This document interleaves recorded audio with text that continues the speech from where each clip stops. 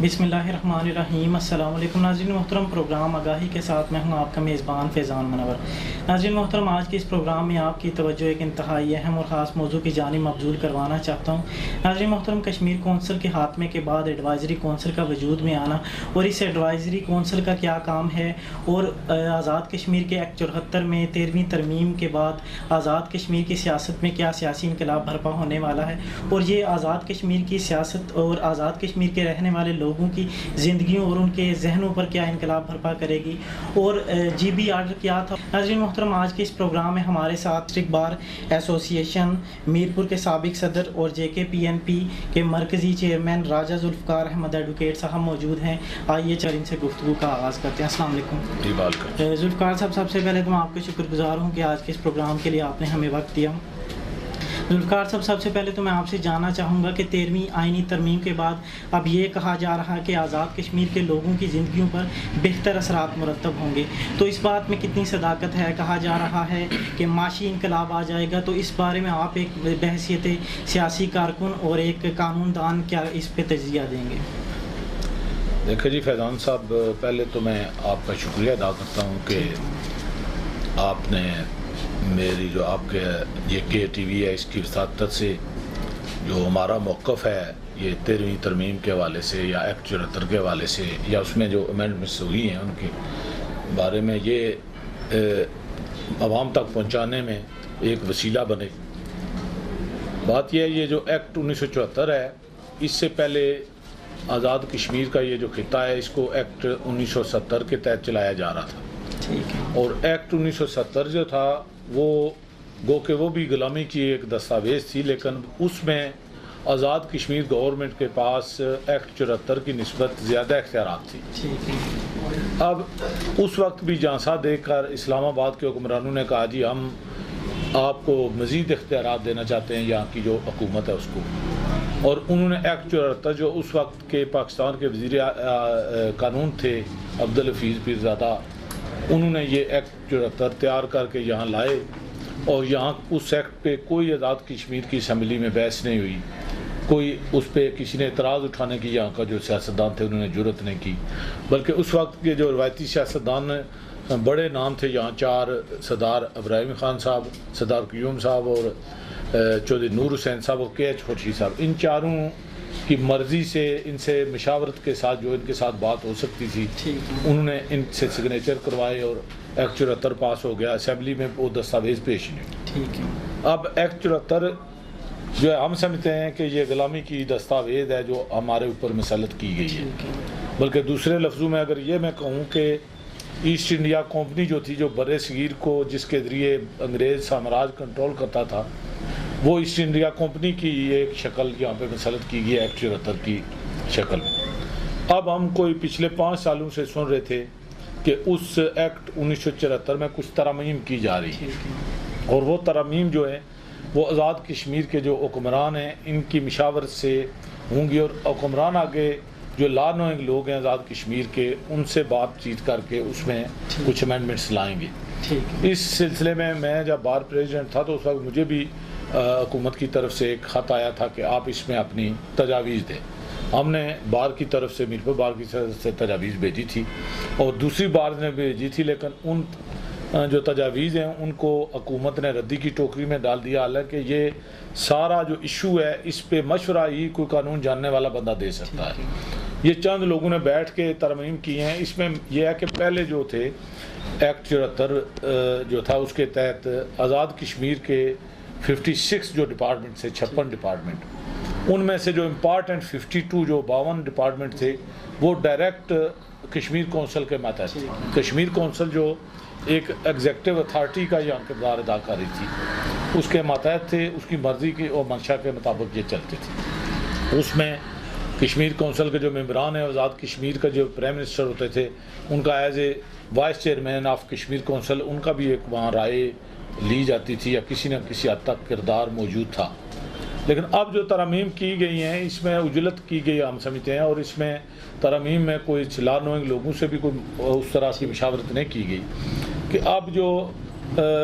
Kashmir council ہے جس کے بارے میں بڑا واویلا تھا، یہ پیسہ اکٹھا کرتے ہیں کھا جاتے ہیں، چونکہ کشمیر کونسل آزاد کشمیر سے سارے ٹیکسز وغیرہ کلیکٹ کرتی تھی اور اس میں سے 20% وہ رکھتے تھے اور 80% وہ آزاد کشمیر کی تعمیر و ترقی پہ اور یہاں خرچ کرنے کی بات کی جاتی تھی۔ جو 20% تھے وہ تو جو بھی وزیر امور کشمیر ہوتا تھا اس کے القیہ انتخاب میں خرچ ہوتے تھے یا اس کی صوابدید پہ ہوتے تھے، جہاں مرضی وہ خرچ کرے، اور 80% کا بھی جو کشمیر کونسل تھی اس سے نہ آزاد کشمیر حکومت کے پاس اختیار تھا پوچھنے کا اور نہ پاکستان حکومت کے پاس تھا، یعنی دونوں حکومتوں کے پاس کوئی اختیار نہیں تھا کہ یہ اس سے پوچھ سکیں، یہ جیسے کہتے ہیں نا بے لگام گھوڑا کشمیر کونسل اس طرح تھی۔ اب انہوں نے جو امینڈمنٹس کی ہیں، ان امینڈمنٹس میں پرائم منسٹر آزاد کشمیر ہیں جو راجہ فاروق حیدر صاحب، انہوں نے سب سے زیادہ توجہ فنڈز کی طرف رکھی کہ پیسے، کیونکہ مشہوری تھی جو زیادہ یہ تھی کہ وہ پیسے بہت اکٹھے کرتے ہیں، وہ کھا جاتے ہیں، اربوں روپے کا اس میں جو ہے گھپلے کرتے ہیں۔ اس سلسلے میں نے ایک ریٹ پٹیشن بھی بلکہ دائر کر رکھی ہے عدالت العالیہ آزاد کشمیر میں کہ اس کا فرانزک آڈٹ کروایا جائے جو پچھلے عرصے میں اربوں روپے کی یہاں کرپشن ہوئی ہے کشمیر کونسل کے اندر۔ اب ہوا یہ جو امینڈمنٹ لائی گئی ہیں ان میں مالی لحاظ سے تو چلے کسی حد تک آزاد کشمیر حکومت نے جو اب ٹیکس کلیکٹ ہوں گے وہ سارے آزاد کشمیر حکومت کا ایک اکاؤنٹ ہوگا اس میں آئیں گے اور وہ مالی لحاظ سے کسی حد تک چلیں خود مختاری ان کو ملے گی، لیکن شکاری نے ایک نیا جال بچھایا ہوا تھا۔ جیسے میں پہلے شروع بات میں نے جب کی آغاز کیا تو بات کی ہے کہ ایکٹ 1970 میں زیادہ اختیارات سے 74 میں اور محدود کر دیے گئے۔ اب انہوں نے جو اب موجودہ 13 امینڈمنٹس آئی ہیں ان میں 1974 کے ایکٹ سے بھی زیادہ ان کو محدود کر دیا گیا کہ اب جو ہے 33 جو ڈپارٹمنٹس ہیں وہ فرد واحد کے کنٹرول میں چلے گئے ہیں پاکستان کے وزیر اعظم کی، اور دیگر یہاں بھی جو قانون سازی کریں گے آزاد کشمیر اسمبلی میں،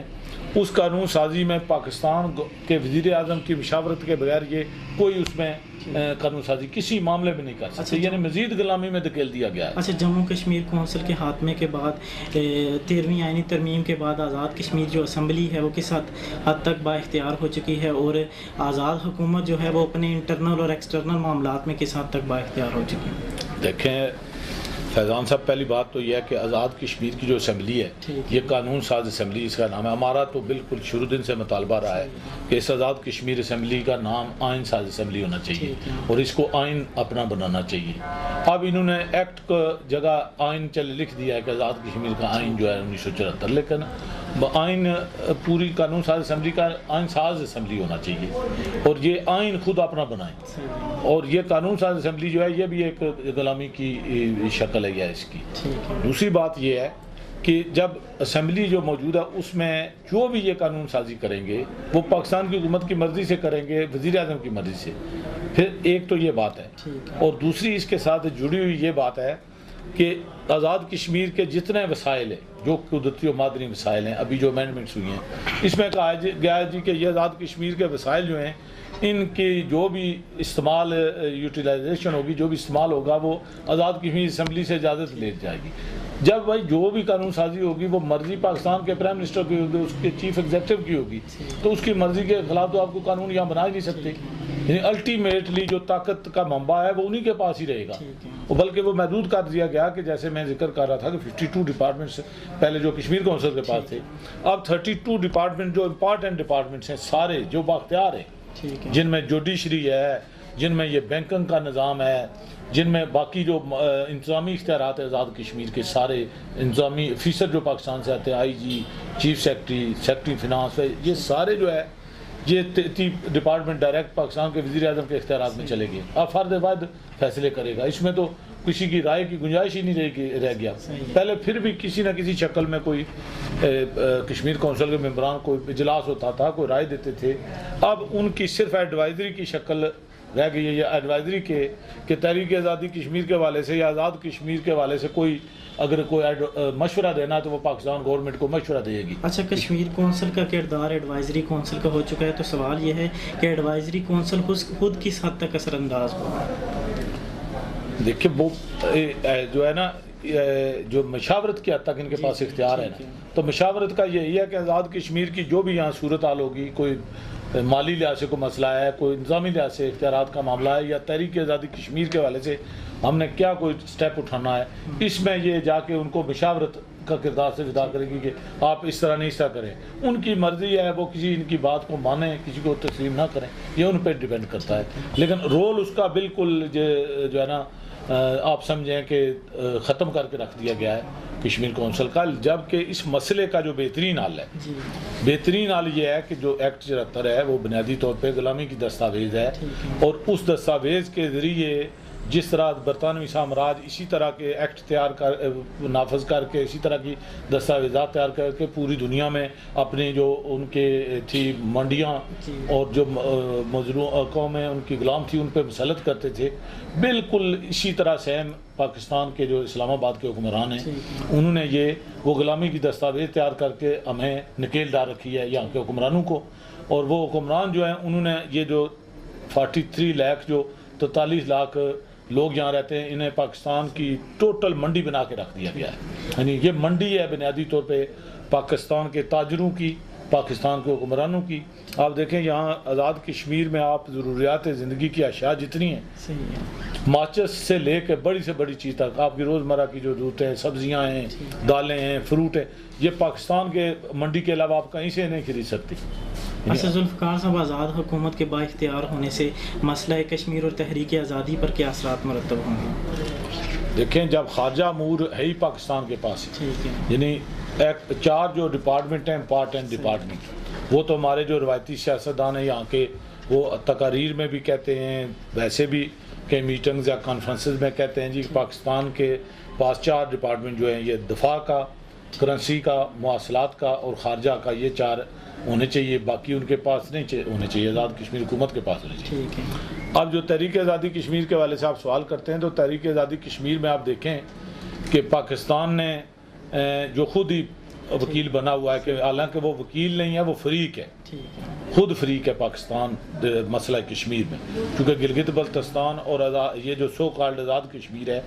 اس پہ اسی طریقے سے پاکستان نے اپنا قبضہ جما رکھا ہے جس طرح بھارتی مقبوضہ کشمیر پہ بھارت کے بالادست طبقات نے جما رکھا ہے. لیکن اگر مشاورت کی بات کی جائے تحریک آزادی کشمیر کے حوالے سے تو آپ دیکھیں کہ انہوں نے کشمیر کمیٹی بنائی کشمیریوں کو مطمئن کرنے کے لیے کہ ہم مسئلہ کشمیر کو بین الاقوامی سطح پہ اجاگر کریں گے کشمیری عوام کی مرضی منشا کے مطابق. انہوں نے اس کا چیئرمین بنایا نوابزادہ نصر اللہ خان صاحب کو جو فوت ہو چکے ہیں. اب نوابزادہ نصر اللہ کو نہ کشمیر کے جغرافیے کا پتہ, نہ کشمیر کی تاریخ کا پتہ, نہ کشمیر کی قومیتوں کا پتہ, نہ کشمیر کے معاشی وسائل کا, یہاں کے معدنی وسائل کا, سرے سے وہ نابلد تھا جموں کشمیر کے مسئلے سے ہی سارے سے. اب اس کے بعد نوابزادہ نصر اللہ صاحب کے بعد انہوں نے تایات مولانا فضل الرحمان صاحب کو بنا دیا. اب مولانا فضل الرحمان صاحب پیپلز پارٹی کی حکومت ہوتا بھی کشمیر کمیٹی کے چیئرمین ہیں, نون لیگ کی حکومت ہوتا بھی کشمیر کمیٹی کے چیئرمین ہیں, اور مولانا فضل الرحمان کو بھی میں دعوے سے کہتا ہوں کہ وہ ان کو مسئلہ کشمیر کی الف بے سے واقفیت نہیں ہے اور نہ ہی اس سے انہیں غرض ہے کوئی. کیونکہ آپ دیکھیں پچھلے عرصے میں جب سے وہ چیئرمین بنے ہیں کوئی آپ نے, بلکہ انہوں نے کئی بار بیان دیے ہیں جی کہ جو ریاست جموں کشمیر کے جو دریاؤں کا پانی ہے یہ ہمیں نہیں ملے گا اگر مسئلہ کشمیری عوام کے منگوں سے حل ہو گیا. یعنی اسے دریاؤں کا پانی مسئلہ تو انہوں نے اسی لیے کریٹ کر رکھا ہے کہ دریاؤں کا پانی بڑا اہمیت رکھتا ہے. تو دوسری بات یہ ہے کہ مولانا فضل الرحمان جیسے مذہبی جنونی آدمی کو جب آپ کشمیر کے مسئلے پہ چیئرمین کمیٹی کا بنائیں گے تو مسئلہ کشمیر کو آپ خود خراب کر رہے ہیں دانستہ طور پہ, چونکہ مسئلہ کشمیر کوئی مسلمانوں کا یا اسلامی اور ہندو کی لڑائی نہیں ہے, کیونکہ ریاست جموں کشمیر کے اندر 35% غیر مسلم بستے ہیں اور وہ اسی طریقے سے ریاست جموں کشمیر کے وسائل کے مالک ہیں, اقتدار اعلیٰ میں حصہ کے مالک ہیں اور یہاں رہنے کے لیے بنیادی یہاں کے شہری ہیں, ان کا حق حاصل ہے ان کو جس طرح مسلمانوں کا ہے. اور 35% غیر مسلموں کو آپ متنفر کر رہے ہیں مولانا فضل الرحمان جیسے بندے کو کشمیر کمیٹی کا چیئرمین بنا کے, اور دنیا میں بھی یہی پیغام دے رہے ہیں, غلط پیغام, کہ یہ مسلمانوں کا مسئلہ ہے. دیکھیں کشمیر کمیٹی کا چیئرمین کشمیر کا ہی کوئی ذمہ دار جو محب وطن بھی ہو, جو ریاست جموں کشمیر کے وسائل سے بھی واقف ہو اور یہاں کے عوام کے مسائل سے بھی واقف ہو, اس کو کشمیر کمیٹی کا چیئرمین بنایا جائے گا تو وہ جا کے بین الاقوامی سطح پر مسئلہ کشمیر کو صحیح معنوں میں جو کشمیر ایشو ہے اسے اجاگر کرے اور بین الاقوامی جو طاقتیں ہیں ان کی مدد حاصل کرے, تو پھر ہی کوئی نتائج بہتر حاصل ہو سکتے ہیں. ورنہ یہ جو بھارت اور پاکستان نے جو ڈونگ رچایا ہوا ہے یہ کشمیری عوام کی آزادی کے لیے نہیں ہے، یہ اپنے اپنے قبضے کو برقرار رکھنے، مستقل کرنے کے لیے۔ اچھا ذوالفقار صاحب، آزاد کشمیر کے لوگوں کو ان ریفارم سے کیا ملا اور کیا نہیں ملا جو ملنا چاہیے تھا؟ دیکھیں، جیسے میں نے پہلے کہا ہے کہ جو یہ ریفارم جو ہی ہیں یا آپ امینڈمنٹ کہیں ان کو جو کی گئی ہیں، ان سے آزاد کشمیر کے عوام کو کچھ بھی نہیں ملا۔ میں نے جیسے پہلے بتایا نا کہ مزید غلامی کی دلدر اور اندھیری رات میں لوگ چلے گئے، لیکن لوگ مطمئن ہیں جی شاید امینڈمنٹ سے ہمیں کچھ ملنے والا ہے، ہمیں کچھ بھی اس سے میں سمجھتا ہوں حاصل نہیں ہوا۔ البتہ یہ ہوا ہے کہ انہوں نے مالی جو اختیارات کسی حد تک پاکستان کے جو کشمیر کونسل کا ادارہ تھا اس کے کنٹرول میں تھے، وہ مالی اختیارات انہوں نے کسی حد تک حاصل کیے ہیں، وہ چلیں آزاد کشمیر حکومت کو حاصل ہو گئے ہیں۔ تو یا باقی لفظوں کا ہیر پھیر ہے، ایک لفظ پہلے اور انداز میں لکھا جاتا تھا، اس کی تشریح کی جاتی تھی، اب لفظ اور بدل کے رکھ دیا گیا ہے، اور اس لیے میں سمجھتا ہوں کہ ان امینڈمنٹ سے یا اس پیمند کاری سے، آپ لباس کی پیمند کاری کرنے سے کہیں جی کہ بندے کا مسئلہ حل ہو گیا یا پیمند کاری سے مسائل لوگوں کے حل ہو گئے، بالکل سرے سے یہ غلط فہمی ہے۔ اور جب یہ ساری باتیں لوگ پڑھیں گے جو امینڈمنٹس ہوئی ہیں، آپ دیکھیں نا، ایک مثال میں آپ کو بالکل سادہ الفاظ میں دیتا ہوں۔ یہ جب پاکستان سپریم کورٹ نے پاناما کا فیصلہ کیا میاں نواز شریف کے کیس کے سلسلے میں، تو نون لیگ نے سب سے زیادہ مٹھائیاں تقسیم کی کہ یہ جو مسئلہ اب حل ہو گیا ہے، نواز شریف وغیرہ کو بڑا جناب بری ہو گئے، جے آئی ٹی کیا کرے گی، کیا فیصلہ کرے گی۔ اب نواز شریف کی بلکہ کہہ رہے تھے کہ الیکشن کمپین ہوئی ہے اس کی وجہ سے، لیکن جب فیصلے کو کمپیٹنٹ جو لا نوئنگ لوگ تھے انہوں نے پڑھ کے تشریح کر کے سنایا، اس کے بعد انہیں پتہ چلا پاناما کا فیصلہ ہوا کیا تھا۔ اسی طریقے سے امینڈمنٹ جو ہوئی ہیں، امینڈمنٹس ابھی جو 13 ہوئی ہیں، ان کو جب لا نوئنگ لوگ پڑھ کے تشریحات آئیں گی نا آپ کے سامنے، اس کے بعد پتہ چلے گا کہ شکاری نے نیا کون سا کھیل کھیلا ہے۔ اچھا، ان 70 سالوں میں آر پار کے کشمیریوں نے کیا کھویا اور کیا پایا؟ اگر میں آزاد کشمیر کی بات کروں تو راجہ فاروق حیدر خان آزاد کشمیر کے 9ویں وزیر اعظم ہیں، اور اگر سردار مسعود کی بات کروں تو وہ 14ویں صدر ہیں۔ تو آزاد کشمیر کے حالات زندگی ان 70 سالوں میں کیا بدلے؟ دیکھیں، بات یہ ہے کہ میرا خیال ہے مجھ سے زیادہ آپ بھی جانتے ہیں ان باتوں کو، چونکہ آپ کا تعلق ایسے شعبہ سے ہے کہ آپ ہر طرح کے سوچ فکر رکھنے والے لوگوں کو ملتے بھی ہیں اور باشعور ہیں، دیکھتے بھی رہے جو کچھ اس خطہ کے اندر تعمیر و ترقی ہوئی ہے۔ اس خطہ کے اندر جو تعمیر و ترقی آج آپ کو نظر آ رہی ہے، یہ میں سمجھتا ہوں کہ ہمارے بیرون ممالک دنیا میں جو لوگ گئے ہیں جنہوں نے محنت مزدوری کر کے یہاں کے معاشی حالات اپنی فیملیز کے یا حکومت کو بھی جو پیسہ آیا وہ باہر سے بینکوں میں، باقی جو تعمیر و میر پر میں جو آپ کو تعمیر و ترقی نظر آ رہی ہے، یا ماضی میں تو چلے برے حالات تھے، لیکن آج کل ہمارے جو مظفر آباد یا یہ پونچھ وغیرہ کا ڈویژن کے علاقے ہیں، وہاں جو ہمارے لوگ محنت مزدوری کے لیے مڈل ایسٹ میں گئے، وہاں سے پیسہ بھیجا تو یہ تعمیر و ترقی نظر آ رہی ہے۔ باقی آپ کے سامنے ہے کہ سڑکیں یہاں گاڑیاں چلنے کے قابل نہیں ہیں، اسپتال موجود ہیں، ان میں لوگوں کے لیے عام لوگوں کی دوائیاں موجود نہیں ہیں، باقی روزگار یہاں پہ کوئی نہیں ہے، یہاں کی جو پوری مدنیات اور جو وسائل ہیں ان کی لوٹ کھسوٹ یہاں کے حکمران اسلام آباد کے حکمرانوں سے ملی بھگت کر کے سازش کر کے لوٹ رہے ہیں۔ اور تحریک آزادی کشمیر سے تو سرے سے اس حکومت کا تعلق ہی کوئی نہیں ہے، وہ اس سے لحاظ سے تعلق نہیں ہے کہ یہ کشمیر کے قومی ایشو کو جو ہے کہیں جی کہ کشمیر کا قومی سوال ہے یہ، اور قومی سوال میں یہ کہیں جی کہ بھارت اور پاکستان نے بین الاقوامی سطح پر ایک بار نہیں بارہا تسلیم کر رکھا ہے کہ ہم اپنی افواج ریاست جموں کشمیر سے نکالیں گے اور ریاست جموں کشمیر کے عوام کو ان کے مستقبل کا فیصلہ کرنے کا حق دیں گے۔ لیکن اس میں تو آزاد کشمیر کی حکومت نے آج تک کوئی کردار ادا نہیں کیا، یعنی یہ صرف چوک شہیداں میر پر میں تقریر کرنے سے، مظفر آباد میں تقریریں کرنے سے، پونچھ میں تقریریں کرنے سے نہیں، بین الاقوامی سطح پہ جب ان کے وفود جاتے ہیں، افیشل وفود، یہ وہاں جا کر کشمیر ایشو کو پاکستان سے جوڑتے ہیں کہ یہ پاکستان اور بھارت کا مسئلہ ہے، اور جب تک پاکستان اور بھارت کے مسئلے سے الگ کر کے ریاست جموں کشمیر کا جو یہاں کے 2 کروڑ انسانوں کی قومی آزادی کا مسئلہ ہے، اس کو نہیں بین الاقوامی سطح پہ بتائیں گے جا کر، کوئی بھی دنیا کی طاقت ان کی نہ ماضی میں انہوں نے 70 سال اسی لیے نہیں مدد کی اور نہ فیوچر میں مستقبل میں مدد کرنے کے لیے تیار ہیں۔ ناظرین محترم، ایک چھوٹا سا وقفہ لیتے ہیں، وقفے کے بعد پھر حاضر ہوتے ہیں۔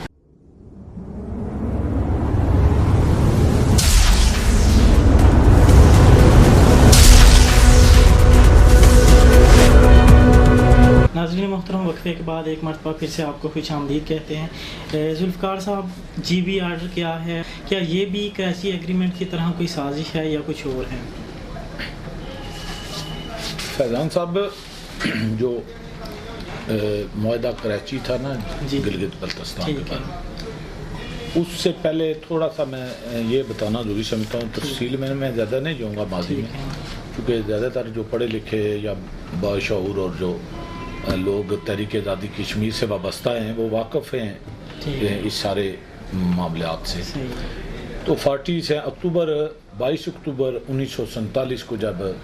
ریاست جموں کشمیر کے اندر بیرونی مداخلت شروع ہوئی، جس بیرونی مداخلت میں پہلے 22 اکتوبر کو پاکستان کی طرف سے یہاں قبائلی داخل کیے گئے اور یہاں بڑا قتل عام ہوا، اور بھارت کو موقع ملا اور بھارت نے بھی 27 اکتوبر کو اپنی فوجیں اتار دی ریاست جموں کشمیر کے اندر۔ وہ کہ بھارت آج یہ کہہ رہا ہے کہ میں نے مہاراجہ ہری سنگھ نے علاقیہ ایک علاقائی دستاویز کو وہ بنیاد بنا رہا ہے، لیکن وہ علاقائی دستاویز بھی جو ہے ڈاؤٹ فل ہے، ابھی تک اس کے بارے میں بالکل کلیئر نہیں ہے کہ آیا مہاراجہ نے لاک کیا تھا یا نہیں کیا تھا۔ اگر کیا بھی تھا تو وہ ظاہری بات ہے کہ ریاست کے اندرونی جو حالات خراب ہوئے تھے اس وجہ سے اس نے ایک مدد طلب کی تھی۔ اور دوسری بات یہ ہے کہ مہاراجے کے پاس اختیار بھی نہیں تھا کہ وہ اکیلا فرد واحد جو ہے ریاست جموں کشمیر کے عوام کے مقدر کا فیصلہ کرے جی کہ ہم بھارت کے ساتھ جانا چاہتے ہیں۔ اس میں یہ ریاست جموں کشمیر 2 حصوں میں تقسیم ہوگی 47 میں، جو واقعات اکتوبر میں ہوں گے۔ بعد میں انڈیا اور پاکستان کی جنگ بھی ہوئی اس میں، جس میں 13 اگست 1948 کی جو قرارداد ہے وہ انتہائی امپارٹنٹ قرارداد ہے اس لحاظ سے کہ پہلی قرارداد ہے اور اس میں کشمیریوں کو 3 آپشن دیے گئے باقاعدہ کہ آپ ریاست کا آپ کو آزادانہ ماحول میں حق دیا جائے گا، آپ اس میں بھارت کے ساتھ جانے کا فیصلہ کریں پاکستان کے ساتھ، یا مکمل طور پہ آزاد رہنا پسند کریں۔ اس کو ایک ٹالنے کے نقطہ نظر سے بعد میں اس طرح ہوا کہ رائے شماری ہم کروائیں گے، دونوں ممالک کے حکمرانوں نے وعدہ کیا۔ 28 اپریل 1949 کو کراچی معاہدہ جو ہے، کراچی معاہدہ اسے اس لیے کراچی کے نام سے یاد کیا جاتا ہے چونکہ اس وقت پاکستان کا دارالخلافہ کراچی ہوا کرتا تھا اور معاہدہ کراچی میں ہوا تھا، اور اس معاہدے میں آزاد کشمیر کی یا کشمیریوں کی طرف سے نمائندگی جو کی تھی وہ سردار ابراہیم خان صاحب نے اور چودھری غلام واز صاحب نے، پاکستان کی طرف سے وہ وزیر تھے جو مشتاق گرمانی، ان کے درمیان یہ معاہدہ ہوا تھا۔ اس معاہدے میں 2-3 بڑے بنیادی شکم ہیں۔ بنیادی طور پہ یہ وہاں سے غلامی کی ایک نئی شکل یعنی ہمیں اختیار کرنی پڑی، وہ یہ تھی کہ یہ جو خطہ پاکستان کے کنٹرول میں آیا تھا اس کے بھی 2 ٹکڑے کر دیے، یعنی گلگت بلتستان جو صوبہ تھا ریاست جموں کشمیر کا، اس کو الگ کر کے یہ بہانہ تراش کے کہ آپ اتنا بڑا خطہ 28,000 مربع میل کا رقبہ ہے تو آپ اس کو انتظامی طور پہ آزاد کشمیر حکومت کے پاس اتنے فنڈز نہیں ہیں کہ یہ کنٹرول اس کو چلا سکیں۔ انہوں نے اس بہانے کو تراش کے انہوں نے گلگت بلتستان کا جو خطہ تھا وہ سارا کاٹ کے آزاد کشمیر سے، تو اس معاہدہ کے تحت وہ پاکستان کا ایک سیکشن لیول کا آفیسر جو پولیٹیکل ایجنٹ ہے وہ چلاتے رہے اور ڈپٹی سیکرٹری لیول کے لوگ اس خطہ کو چلاتے رہے۔ وہاں کے تمام سیاسی جمہوری بنیادی انسانی جو حقوق ہوتے ہیں وہ سسپینڈ کر دیے گئے، اور وہ لوگ آج بھی جو ہے وہ 21ویں صدی میں وہ آپ سمجھیں کہ 17ویں صدی جیسے حالات سے دوچار ہیں حکومت کی طرف سے۔ اب دوسری بات جو ان سے غلطی ہوئی ہے، پہلی غلطی تو یہ ہے کہ اس طرح اپنے ایک وطن کا سر جسے کہتے ہیں، پورے جموں کشمیر کا وہ سر کہا جاتا ہے گلگت بلتستان کو، اسے کاٹ کے آپ پاکستان کے حوالے کر دیں۔ ایک تو یہ کرنا ہی نہیں چاہیے تھا۔ دوسری بات یہ تھی کہ گلگت بلتستان جو اتنا بڑا خطہ آپ ان کے حوالے کریں، گلگت کا تو وہاں نمائندہ ہی کوئی نہیں بیٹھا ہوا، جس وجہ سے آج ہم سے نالاں ہیں گلگت بلتستان کے لوگ کہ آپ کو کوئی حق نہیں پہنچتا تھا کہ آزاد کشمیر کے رہنے والے لوگ جو ہے وہ گلگت بلتستان ہمارے خطے کو پاکستان کے حوالے کر دیں۔ لیکن ہمارا بڑا اس میں واضح موقف ہے، اور میں سمجھتا ہوں کہ تمام کشمیری جو باشعور ہیں ان کا یہ موقف بھی ہونا چاہیے کہ گلگت بلتستان کے جو لوگ ہیں ان کے تمام سیاسی جمہوری حقوق جو ہے وہ بحال کیے جائیں۔ وہاں کے وسائل کے اصل مالک گلگت بلتستان کے لوگ ہیں، اور ہمیں ان کے ساتھ کندھے سے کندھا ملا کے ان کے حقوق کے لیے جنگ لڑنی چاہیے۔ ابھی جو 2018 آرڈر آیا ہے، یہ آرڈر یہ بھی غلامی کی ایک دستاویز، یعنی اس آرڈر میں ان کے تمام بنیادی انسانی حقوق سلب کر کے انہوں نے رکھ دیے، اور سارا اس کا جو کنٹرول ہے یا طاقت کا منبع ہے اسلام آباد میں، پہلے بھی یہاں ہی تھا، لیکن اب جو 2009 میں انہوں نے ایک پیکج کی آڑ میں انہوں نے کہا جی ہم گلگت بلتستان کے لوگوں کو، ایک پیپلز پارٹی کی گورنمنٹ نے کہا جی ہم انہیں حقوق دے رہے ہیں، اور دعویٰ بھی کرتے ہیں کہ پیپلز پارٹی نے یہ پیکج دیا اور ان کے حقوق اتنا عرصہ بعد بحال کیے، لیکن پاکستان کا کوئی حکمران ہمیں جواب دے سکتا ہے کہ کیا گلگت بلتستان کے لوگوں کے حقوق جو ہے وہ ایران نے سلب کر رکھے تھے، افغانستان نے کر رکھے تھے، چین نے کر رکھے تھے، آپ نے ہی سلب کیے ہیں، اور اتنا عرصہ ان کو ایک آپ سمجھیں کہ بدترین غلامی کی شکل میں رکھا، اور ابھی بھی اسی شکل میں رکھنا چاہتے ہیں، لیکن گلگت بلتستان کے لوگ اب باشعور ہو چکے ہیں، وہ کسی صورت اس غلامی کی زنجیر کو تسلیم نہیں کریں گے،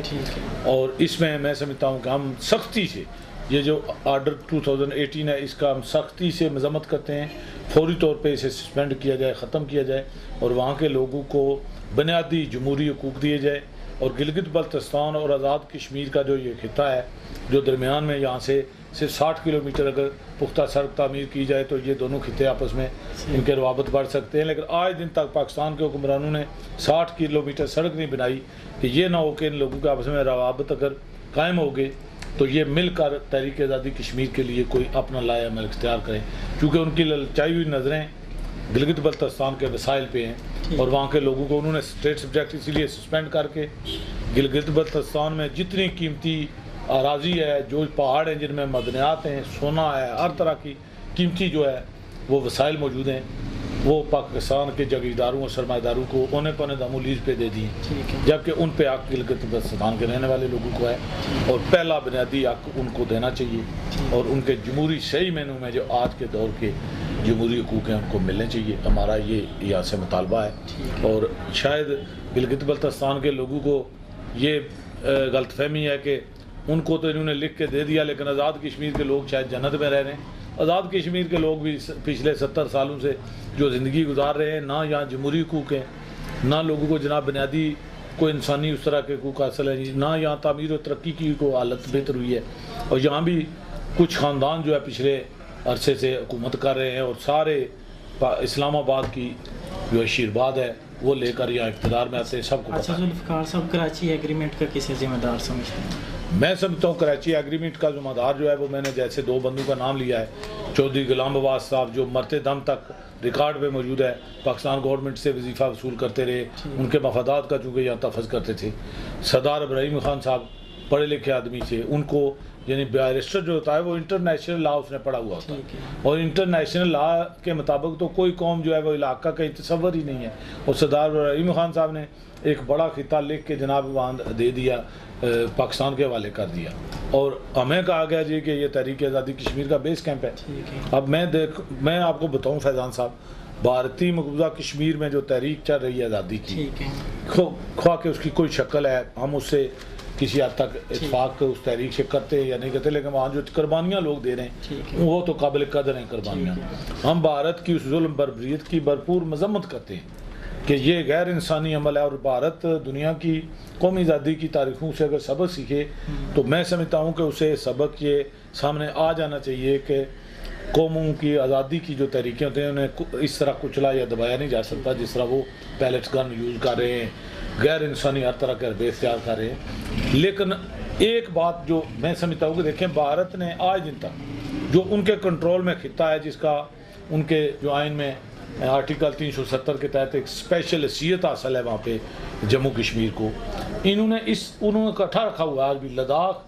جموں، ویلی یہ اکٹھے ہیں، لیکن پاکستان کے حکمرانوں نے تو ہمیں آپس میں تقسیم کر دیا، یعنی گلگت بلتستان کو الگ کر دیا، آزاد کشمیر کو الگ کر دیا، اور وہ ہمارے اب کہہ رہے ہیں کہ جی انہوں نے ہمیں لکھ کے، ان کو پاس اختیارات کون سے تھے انہوں نے لکھ کے دیا ہے، ہمارے درمیان غلط فہمیاں پیدا ہوئی، اور جو علاقے پاکستان کی یہاں مسلم کانفرنس یا دیگر دائی پارٹیاں موجود ہیں 70 سالوں سے، میں سمجھتا ہوں کوئی ذی شعور انسان میرے سامنے آ کے بات کرے، ان کی قیادت آ کے بات کرے، ان کو وہاں پہ انہوں نے سیاسی عمل کرنے کی اجازت نہیں دی پاکستان نے، یعنی جو علاقے پاکستان کی حامی پارٹیاں آزاد کشمیر کے اندر، ان کا مجھے بتائیں کسی پارٹی نے جا کے وہاں یونٹ قائم کیا، یہ کرنے دیا گیا ہے؟ یعنی اس سے ہر باشعور شہری کو باخبر ہونا چاہیے، سیاسی کارکنوں کو بھی باخبر ہونا چاہیے کہ دونوں طرف ریاست جموں کشمیر پر قبضہ جو ہے ایک ہی شکل کا، ایک ہی نوعیت کا اور ایک ہی جیسے مقاصد کے لیے ہے. اور پسماندگی کے لحاظ سے میں سمجھتا ہوں وہ جو بھارتی مقبوضہ کشمیر ہے وہاں سے جو لوگ آتے ہیں یا ہم جو آج کل سوشل میڈیا کا دور ہے دیکھتے ہیں، وہاں زیادہ تعمیر و ترقی ہوئی ہے یہاں کی نسبت. گلز کشمیر یعنی سری نگر میں انٹرنیشنل لیول کی یونیورسٹی موجود ہے، جموں میں موجود ہے. وہاں جموں سے ٹرین جو ہے سری نگر جاتی ہے. جموں میں انٹرنیشنل ایئرپورٹ ہے، سری نگر میں انٹرنیشنل ایئرپورٹ موجود ہے. یعنی یہاں آپ بتائیں کوئی ٹرین کی پٹری بچھائی گی، یہاں آپ بتائیں کوئی ایک ایئرپورٹ ایسا بنایا گیا، حالانکہ ہمارے 25 لاکھ جو یہاں کشمیری اس خطے کے جو ہے نا بیرون ممالک ہیں، ان کے لیے کوئی انٹرنیشنل لیول کا ایئرپورٹ بنایا گیا. اس لیے حقائق کی روشنی میں بات کی جائے اگر تو میں سمجھتا ہوں کہ بالکل دو ٹوک ہمارا موقف یہ ہے کہ ریاست جموں کشمیر کے تینوں حصے ایک ہی طرح کی غلامی، ایک ہی طرح کی جو پسماندگی اور ایک ہی طرح کی آپ سمجھیں کہ لاچارگی اور جو ہے نا وہ دوسرے ممالک کی لوٹ کھسوٹ کا شکار ہے. ذوالفقار صاحب، الحاق کی شک دونوں آر پار رہنے والے کشمیریوں، خود مختار نظریہ رکھنے والے لوگوں کو کس طرح سے متاثر کرتی ہے؟ فیضان صاحب بات یہ ہے آپ سیاسی عمل میں جاتے ہیں، آپ اسمبلی کے الیکشن کنٹیسٹ کرتے ہیں تو آپ کو لازمی یہ شرط ہے. اسی وجہ سے ہم لوگ دیکھیں نا بار ایسوسیشن کے ہم سارے نیشنلسٹ اگر پریزیڈنٹ بن سکتے ہیں، جو بار ایسوسیشن جو ہے ان میں پڑھے لکھے لوگ موجود ہیں وکلا، اگر ان کے ہم پریزیڈنٹ بن سکتے ہیں، الیکٹ ہو سکتے ہیں تو اسمبلی میں نہیں ہو سکتے. لیکن اسمبلی میں بنیادی شرط ادھر بھی یہی ہے ادھر بھی یہی ہے کہ ہم علاقے پاکستان یا علاقے ہندوستان کے 100% اس سے اتفاق کرتے ہیں. آپ کے معاشی روزگار کا جہاں تک سلسلہ ہے وہاں بھی آپ جب کوئی بھی روزگار آتا ہے اس میں کہتے ہیں جی ہم ان ممالک کے ساتھ علاقے کے لیے پابند ہیں اور الف اٹھاتے ہیں باقاعدہ، یعنی الف اٹھایا جاتا ہے. اور یہ جبری الف ہے. دیکھیں بات یہ جب دونوں ممالک نے کہا ہوا ایک ریاسی سٹرکچر ہمارے پاس موجود ہے، دونوں ممالک یہاں سے نکلیں، ہمیں زادانہ ماحول میں رائے شماری کا یا جموں کشمیر کے عوام کو حق دیا جائے. جبکہ ہماری پارٹی کا تو واضح موقف ہے کہ ہمیں کوئی حق نہیں دے گا. کشمیریوں کو اپنی آزادی کی لڑائی الٹیمیٹلی خود لڑنی ہوگی. 20 سال بعد لڑیں، 30 سال بعد لڑیں، کوئی آپ کو رائے شماری کا حق نہیں دے گا، نہ بھارت اور نہ پاکستان. یہ بالکل یہ آپ کی تحریک آزادی کو کنفیوز کرنے کے لیے اور آپ لوگوں کو صرف یہ لارا لپا لگایا ہوا ہے جی کہ ہم آپ کو اپنے مستقبل کا فیصلہ کرنے کا حق دیں گے. لیکن ایک مرحلہ آیا 13 اگست 1948 کی قرارداد کا جیسے میں نے ذکر کیا ہے، لیکن پاکستان نے خود جا کے UN میں کہا جی کہ اس میں امینڈمنٹ کریں. اب انہوں نے امینڈمنٹ کر کے ہمارا جو مکمل آزادی کا آپشن ہے وہ ختم کر دیا. بھارت نے بھی اس پہ اتفاق کیا، دونوں ممالک نے، کہ آپ اب محدود یعنی دنیا پوری میں قوموں کی آزادی کا جو حق ہوتا ہے غیر مشروط اور لامحدود ہوتا ہے. ہمیں محدود کر کے رکھ دیا گیا، مشروط بنایا گیا کہ آپ یا بھارت کے ساتھ جا سکتے ہیں یا پاکستان کے ساتھ جا سکتے ہیں، آپ آزاد رہ نہیں سکتے. یعنی یہ اس سے دونوں کی نیت کی آپ کو سمجھ آ جانی چاہیے. اچھا ذوالفقار صاحب، مسئلہ کشمیر کے حل کے لیے کوئی تجویز دینا چاہیں یا کوئی فارمولہ پیش کرنا چاہیں، یا اس وقت جو لوگ آپ کو ٹیلی ویژن اسکرین پر دیکھ رہے ہیں انہیں کوئی پیغام دینا چاہیں؟ دیکھیں مسئلہ کشمیر کا میں سمجھتا ہوں یہ ہماری پارٹی جو ہے JKPNP اس کا ایک بڑا واضح موقف ہے کہ جس قوم کا مسئلہ ہے بنیادی طور پہ پہلے وہ مسئلے کو سمجھے کہ مسئلہ ہے کیا ہے. اب ریاست جموں کشمیر کا جو مسئلہ ہے یہ بنیادی طور پہ ریاست جموں کشمیر کے بنیادی انسانی حقوق کا مسئلہ ہے اور ایک قوم کی جس میں بے شمار قومیتیں بھی بستی ہیں، ان سارے جو ہے نا وہ ان کے 2 کروڑ کے لگ بھگ انسان جو ہیں ان کی مکمل آزادی، جس میں سیاسی آزادی حاصل ہو، جس میں معاشی آزادی حاصل ہو، جس میں ثقافتی آزادی حاصل ہو، جس میں سماجی آزادی حاصل ہو، یہ ساری آزادی کا مسئلہ بنیادی طور پہ. اور اس مسئلے کی رکاوٹ میں جو ہے وہ بھارت اور پاکستان دونوں کے بالادست طبقات ہیں، ان کا حکمران ٹولہ ہے. اور وہ ان دونوں حکمران ٹولہ اور بالادست طبقات کے چونکہ جموں کشمیر کے اندر مفادات ہیں، مالی مفادات ہیں، سیاسی مفادات ہیں، ہر طرح کے معاشی مفادات موجود ہیں، جس وجہ سے جن لوگوں سے ریاست جموں کشمیر کے عوام نے اپنی توقعات وابستہ کی ہیں کہ وہ لوگ ریاست جموں کشمیر کو آزاد کروا کے دیں گے، اس کی غلامی کا موجب بھی وہی ہیں. اس مسئلے کو سمجھنا ہوگا. جیسے میڈیکل سائنس میں جب تک ڈاکٹر بیماری کی تشخیص کر کے علاج نہیں بتاتا، اسی طرح یہ سماجی سائنس میں جب تک آپ مسئلہ کشمیر کو اپنے قوم کے مسئلے کو نہیں سمجھیں گے تب تک اس کے حل کے لیے آپ اندھیرے میں ٹامکٹوئیاں مارتے رہیں گے جیسے مار رہے ہیں. جتنی روایتی سیاسی پارٹیاں ہیں کچھ کو تو سرے سے علم ہی نہیں ہے، لیکن جن کو علم بھی ہے کسی حد تک ٹھیک ہے وہ اس صورتحال کو جوں کا تو رکھنا چاہتے ہیں چونکہ یہ ان کے مفادات کے لیے بہتر ہے. اس لیے مسئلہ کشمیر کا بہترین حل جو ہے، دیکھیں پوری دنیا کے اندر جب UN کا قیام عمل میں لایا گیا تو UN کے ممبر جو بنیادی طور پہ تھے وہ 51 تھے، 51 ممبر تھے. اب 206 کیسے ہو گئے؟ قوموں نے آزادی حاصل کی ہے. اس لیے ریاست جموں کشمیر کا جو مسئلہ ہے وہ اتنا کمپلیکیٹڈ ہے نہیں ہے جتنا بنا دیا گیا. بنایا بھارت اور پاکستان کے حکمران اور بالادست طبقات نے ہے، اور اس میں عالمی سامراج کے مفادات بھی اس کے ساتھ جڑے ہوئے ہیں. ٹھیک ہے. کیونکہ انہوں نے اس خطہ میں ٹینشن رکھ کر جنگیں کروا کر اپنا اسلحہ بھی فروخت کرنا اور اپنی مناپلی بھی قائم رکھنی ہے. اس لیے بات یہ ہے کہ دونوں ممالک، سمپل بات ہے، اپنے جہاں ان کا قبضہ ہے وہ واپس جائیں. اور ریاست جموں کشمیر کی صورتحال 15 اگست 1947 والے دن جو ریاست جموں کشمیر جب 14 کو پاکستان بنا اور 1947 15 اگست کو بھارت آزاد ہوا، اور 15 اگست کو جو ریاست جموں کشمیر کی صورتحال تھی اس پہ بحال کیا جائے. ریاستی اسٹرکچر ہمارا موجود ہے یہاں ریاست جموں کشمیر کے اندر، تمام ادارے پہلے سے موجود ہیں. صرف دونوں ممالک نکلیں گے، البتہ اس میں اگر دونوں ممالک کو شک یا کوئی وہم کا شکار ہیں کہ ریاست جموں کشمیر کے عوام ان کے ساتھ جانا چاہتے ہیں تو زادانہ ماحول میں ان کو حق دیں، گن پوائنٹ پہ نہیں، کہ اپنے فیوچر کا فیصلہ کریں. اور میں یقین سے کہتا ہوں کہ 95% ریاست جموں کشمیر کے عوام، بلکہ دنیا پوری میں بھی یہ ہوتا ہے کہ جب ان کو زادانہ ماحول میں حق دیا جائے تو انسان کی فطرت ہے کہ وہ آزاد رہنا چاہتا ہے. یعنی علاق جو ہے یہ غلامی کا ہی لچھے دار نام ہے، علاق کو آزادی نہیں ہے. اس لیے یہ فطری طور پہ انسان آزاد پیدا ہوا اور آزاد رہنا چاہتا ہے. ریاست جموں کشمیر کے عوام یقیناً مکمل آزادی کے حق میں ووٹ دیں گے. ٹھیک ہے، بہت شکریہ راجہ ذوالفقار صاحب آج کے پروگرام کے لیے آپ نے ہمیں وقت دیا. ناظرین محترم، حقیقت سے فرار ممکن نہیں، سچ جتنا بھی تلخ ہو